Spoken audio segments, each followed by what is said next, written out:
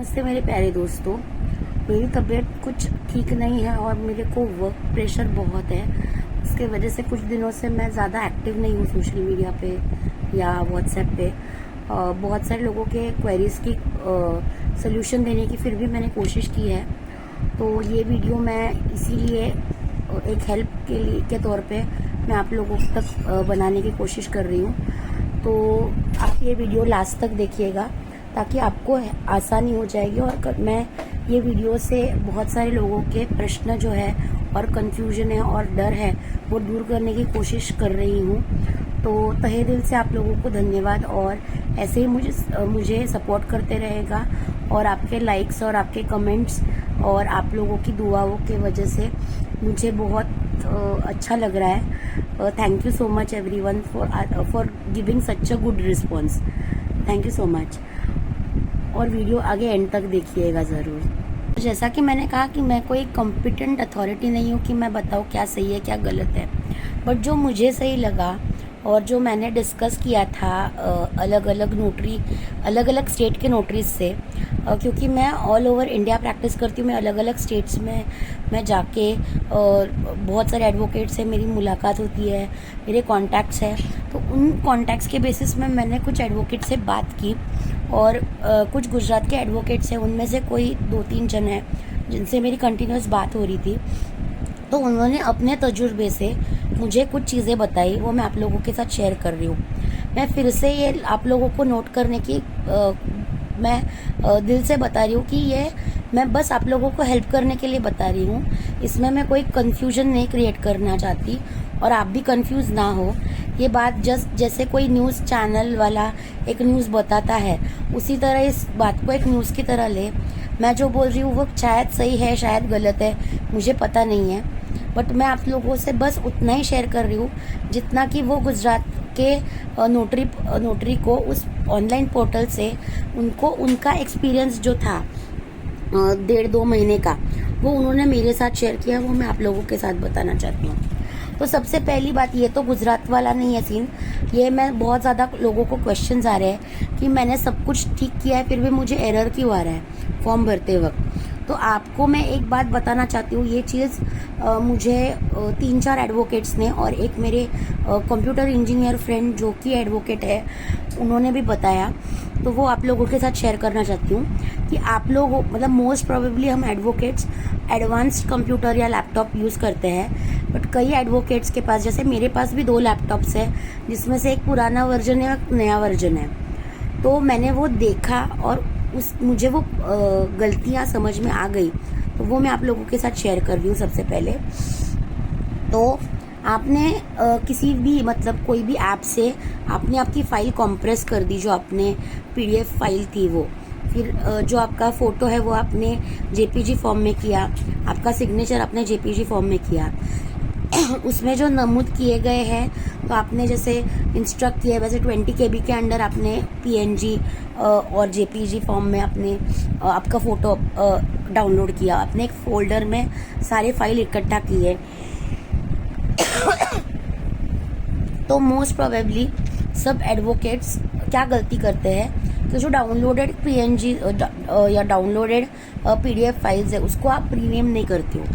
तो उसको रीनेम करना है जिसमें डॉट या कोई भी पंक्चुएशन मार्क ना हो।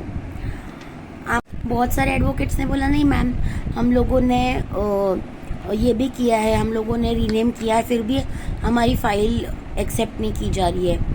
तो उसमें प्रॉब्लम ये मैंने महसूस किया कि जिनका पुराने वर्जन का PC है उनके यहाँ पे जब कॉम्प्रेस्ड फाइल आती है तो वो फॉर एग्जांपल अगर वो 200 KB के अंडर है, अगर 197 या 196 KB है, तो वो नए वाले जो 11 वर्जन है उसमें वो और ज़्यादा दिखाती है। लाइक जब आप उसमें ट्रांसफ़र करते हो फाइल या उसमें अपलोड करते हो तो वो फाइल लगभग आपकी 300 KB 400 KB ऐसे दिखाती है और पुराने में कम दिखाती है।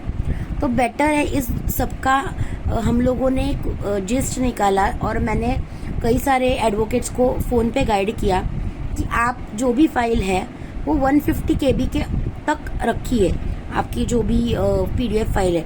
और स्पेसिफिकली एफिडेविट की जो फाइल है वो अपलोड होने में तकलीफ़ होती है। दूसरी बात है अदर डॉक्यूमेंट्स में क्या देना चाहिए, ये बात को लेके बहुत सारे लोगों के सवाल है कि मैंने अदर डॉक्यूमेंट्स में मेरे पास कास्ट सर्टिफिकेट नहीं है तो मैंने ये डाला, या मैंने गैजेट नहीं करवाया है तो मैं गैजेट नहीं डाल सकती, तो मैं क्या डालूं। तो मैं आप लोगों को इतना ही बताती हूँ कि देखिए आपके जो भी डॉक्यूमेंट्स हैं, अदर डॉक्यूमेंट्स में आपको, अगर आप स्पेशल कास्ट के हो किसी, मतलब अदर देन ओपन कैटेगरी, आप ओबीसी, एसटी, एनटी, जो भी आपका कास्ट है, अगर अदर कास्ट के हो तो कास्ट सर्टिफिकेट सेकेंड डॉक्यूमेंट डालना है आपको प्रूफ के लिए। तीसरा डॉक्यूमेंट जो है वो आपको bar council of Maharashtra Goa जैसे हमारा है, या बार काउंसिल ऑफ राजस्थान है, या जो भी आपका बार काउंसिल है, उस बार काउंसिल के आपको आईडी देना है। ये दो डॉक्यूमेंट्स मोस्ट प्रोबेबली सब एडवोकेट्स ने दिए हैं। इसके अलावा I am not the competent authority to tell कि कौन से डॉक्यूमेंट्स आपको देने चाहिए कौन से नहीं।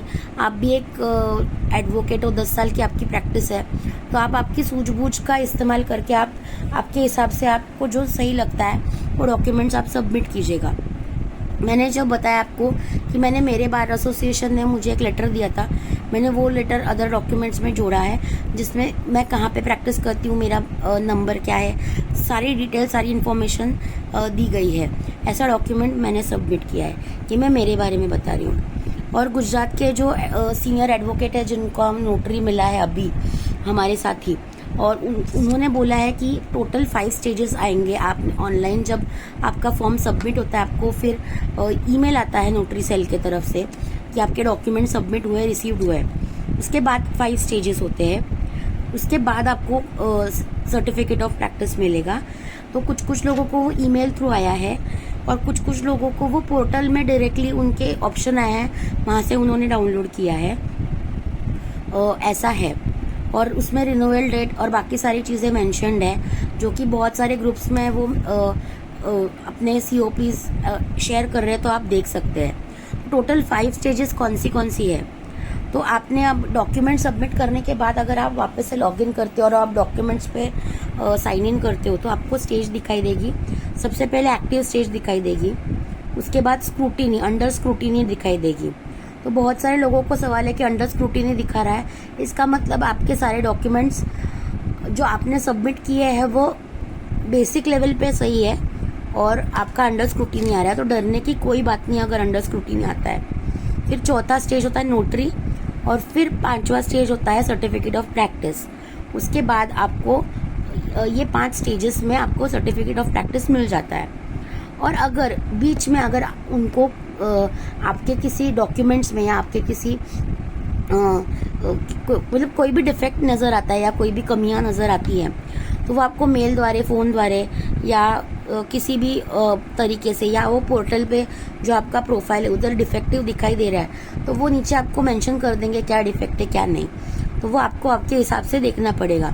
अलग अलग लोगों ने अलग अलग चीज़ें बताई कि मुझे मेल आया, किसी ने बोला मुझे फ़ोन आया, किसी ने बोला मुझे ऐसा हुआ वैसा हुआ। तो वो कही सुनी बातें हैं। आप जब आपकी बारी आएगी तब आपको पता चल जाएगा।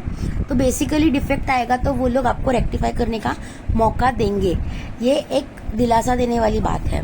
तो आपको डायरेक्टली आपका फॉर्म या आपको रिजेक्ट नहीं करने वाले वो।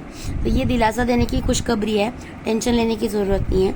उसके बाद अगर आप ये सारे 5 स्टेजेस प्रॉपरली पार करते हो तो आपको COP कब मिलेगा, ये क्वेश्चन है। तो वो गुजरात के सीनियर जिनसे मैंने बात की थी, तो उनका COP 1 महीने के बाद बराबर आया।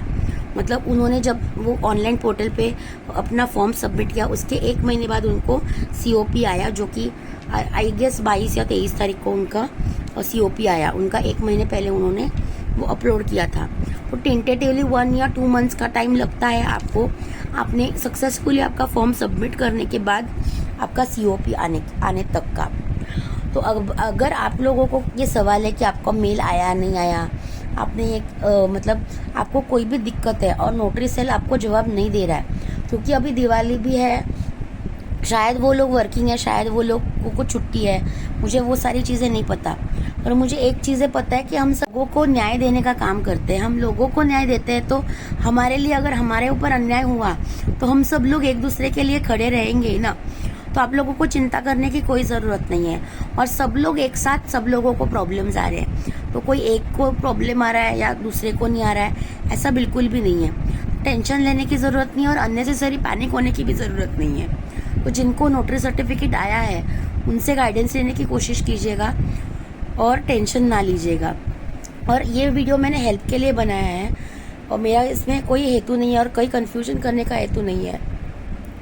ऐसे ही वीडियोस के लिए मुझे लाइक कीजिएगा, मुझे कमेंट्स कीजिएगा और सब्सक्राइब कीजिएगा मेरे चैनल को। धन्यवाद।